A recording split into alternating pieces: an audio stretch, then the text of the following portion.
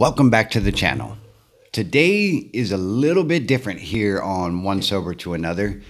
Today I'm going to be conducting a video podcast. That's right, this is going on Spotify directly after this recording. And I just want to spread the wings and hopefully be able to reach an audience that I haven't touched yet. Because, believe it or not, my channel's not super popular. That's okay. I think the experiences that we bring here, that I bring, are definitely invaluable to some folks who might need it. Speaking of which,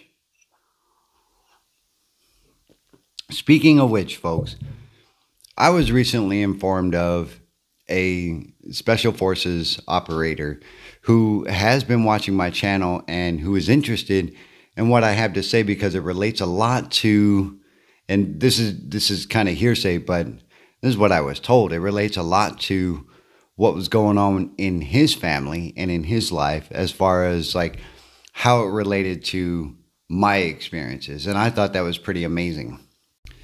So where does that lead us? That leads us to today's video. In today's video, we are discussing, and in today's podcast, we are discussing how combat veterans, current active duty service members and operators and all those other forms of the military deal with stress, anxiety, depression, homesickness, loneliness, and a host of other stressors that come along with military service.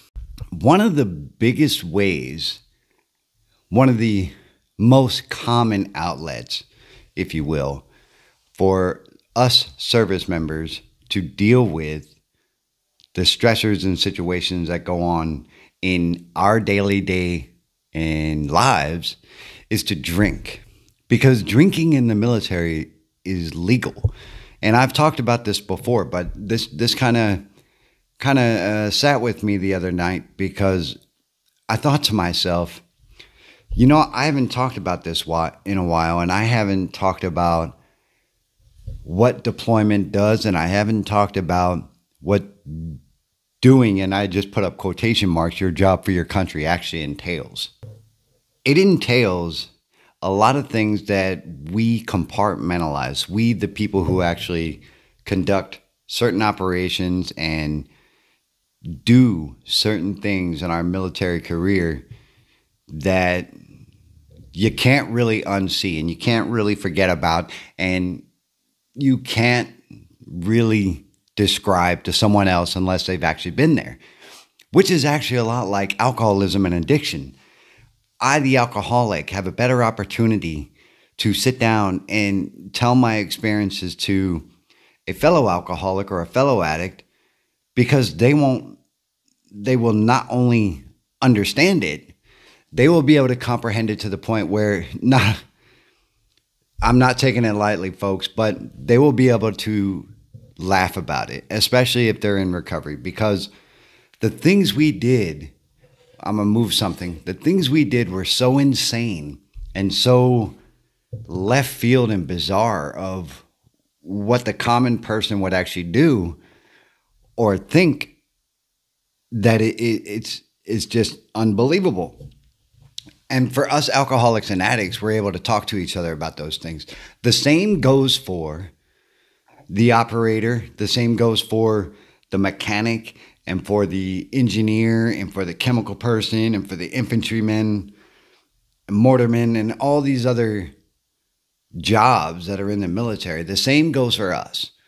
We can sit and we can talk to each other about the things that happened and the things that go on, and be able to not only laugh about it, but to be able to decompress in a way that is acceptable. And the way that the Army has cultivated it, and not the Army singularly, but the military has cultivated that outlet, is through drinking. And because that's a legal behavior, and that is an accepted norm that a lot of us go through. And if you know what I'm talking about, just put your comment below. Because a lot of us are out there, we're veterans, and a lot of us, speaking of veterans, and I go off on a tangent a little bit, Daniel from Veterans with Anxiety, right? He's my friend. I mean, he may have forgotten about me, which is kind of aside from the point of him being my friend, but we are linked together through our service, and we are linked together through our experiences. And he has a YouTube channel as well. Feel free to check that out. I will put a link below.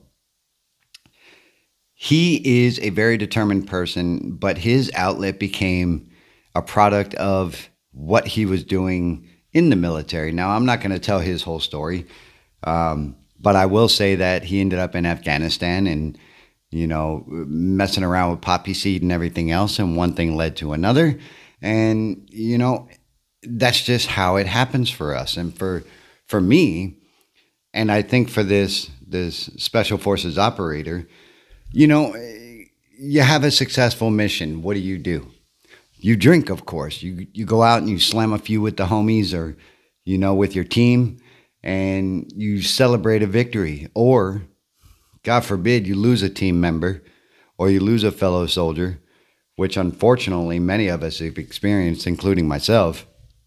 What do you do over that? Well, you go out with your team, you go out with your squad or whatever it is, and you drink about it.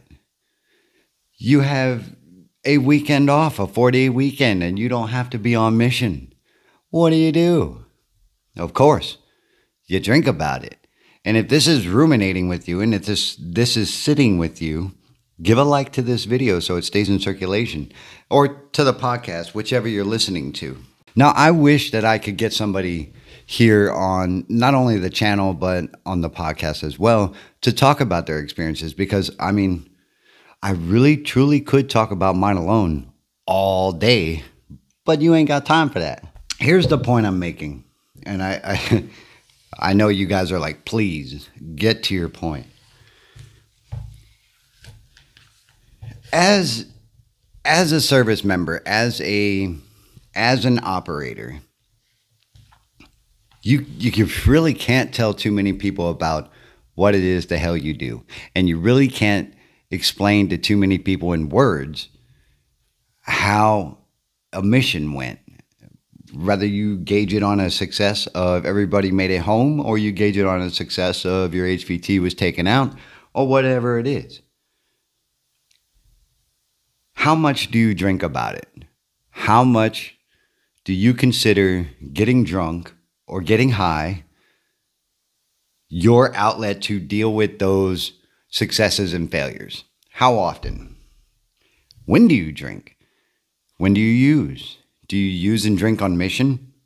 Because if you do, that's a complete failure altogether. However, I'm in no place to judge, but that's just me as a non-commissioned officer speaking. So when do you do it? When do you have a celebration, or when do you grieve? Because I know that during mission and during operations, you don't have time.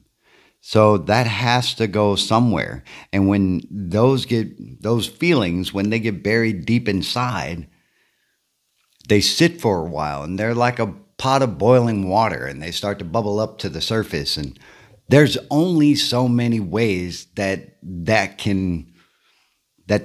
can escape, so to speak. Get drunk, party till you black out, figure out how the hell you got caught under a train, and how a prostitute is running behind you talking about, give me my money, you owe me money.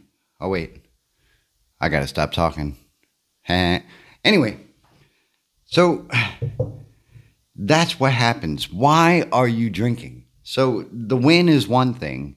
When are you deciding to consume? For me, it was from the time that I got off till the time that I passed out. And that can be anywhere from 1500 to 01 in the morning, depending on what it was. And I was waking up at about 04:45 in the morning to go on to do the next mission.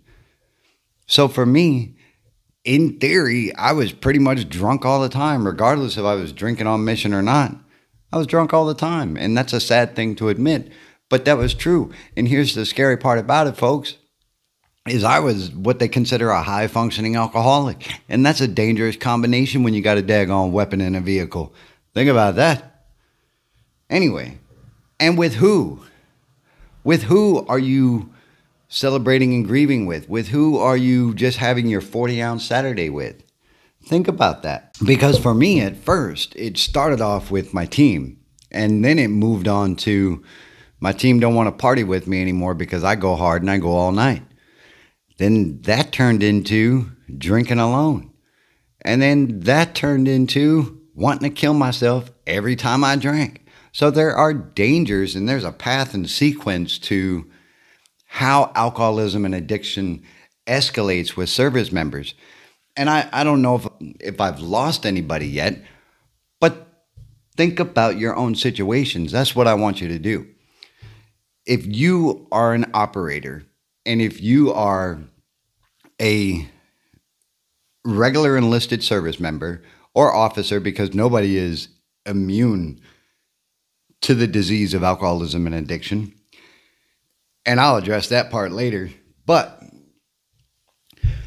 nobody is immune to it. So how is alcohol and drugs, how are they working within the way that you serve? For me, I was a high-functioning alcoholic almost my entire career. And I will tell you what, I have no idea how I survived that. I have no idea how I'm not dead. And I also have no idea how I didn't directly get anybody killed in my selfishness of getting drunk and getting high. I don't know how that's possible. And I can only owe it up to, and this might not be your thing, and I say it all the time, but I can only owe it up to my higher power because guess what?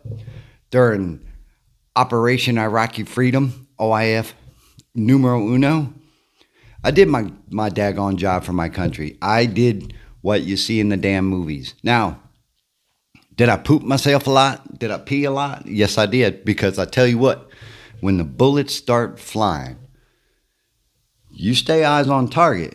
But if you don't poop yourself or piss yourself, you're not human. And you're not digesting what the hell is going on appropriately. And my hat's off to you if you can.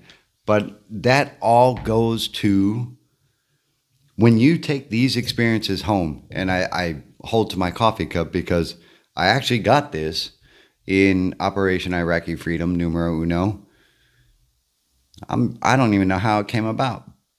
But this thing has lasted this long, and so have I. That is a testament. But once you compartmentalize all those events, feelings, and fears and anxieties and adrenaline and everything else, and it comes out in a bottle, or it comes out, in a needle, or whatever your case is, there is danger in your life that is like no other. And that's why I did this video, and that's why I did this podcast, and it's as long as it is. Did I get to any meat and potatoes? For us who wear the uniform, and this is the meat and potatoes, folks. For us who wear the uniform, you are not able to control what happens up here. Your brain will take and process everything you see, everything you do, everyone you touch, everyone that dies, and it will put it in different spaces in your mind for you to forget and lock it away, and so you can continue your mission. Folks, those doors got to open. Brothers and sisters, those doors will open. Are you ready to deal with it without losing your family? Are you ready to take on those emotions and those roller coasters without getting drunk or high over it? It's a question to ask yourself, because it comes out in many ways. You may not drink or drug. Got it. But are you skydiving without a damn parachute just because you want the adrenaline rush? Are you wanting to put on a wingsuit and see how many kilometers you can fly without crashing? Perhaps. For me, it was going downhill biking, and I was 42 damn years old, and I had never done it before. I was successful for about a year and some change, and then I folded my damn wrist over and turned it into dust, and thank God the folks at the hospital knew how to put it back together again, because Humpty Dumpty was busted, I'm telling you. Point is this. Those demons will come out, but you have to have a way to deal with it. And if you need any help from me, please reach out, folks. All my contact info is below. And so are some links for a suicide hotline, alcoholicsanonymous.org, Europe and stateside. Suicide prevention hotline. Did I already say that? Maybe, because it's important. A recovery.